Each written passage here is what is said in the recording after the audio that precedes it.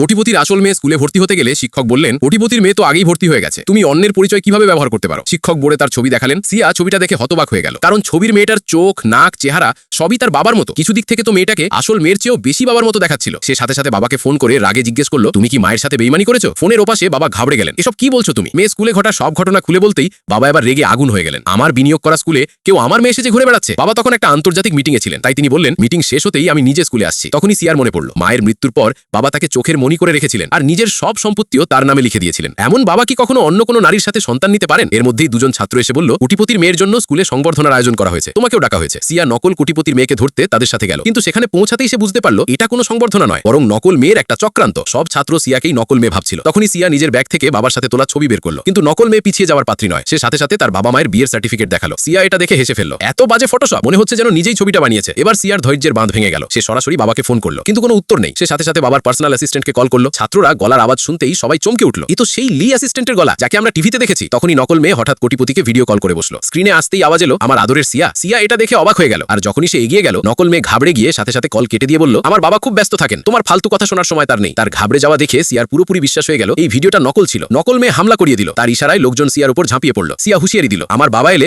তোমরা সবাই শেষ হয়ে যাবে। তখনই সিয়ার ফোনে দাদির কল এলো। সিয়া কাঁদতে কাঁদতে বলল, দাদি তাড়াতাড়ি স্কুলে এসো, আমাকে বাঁচাও। মেয়েটা সিয়াকে স্টেজ থেকে নিচে ধাক্কা দিয়ে ফেলে দিল, কিন্তু তখনই দাদি তার লোকজন নিয়ে পৌঁছে গেলেন। কিন্তু দাদি কাছে আসতেই সিয়াকে এক কোষে চড় মারলেন। রেগে গিয়ে বললেন, তুই আসলে কে?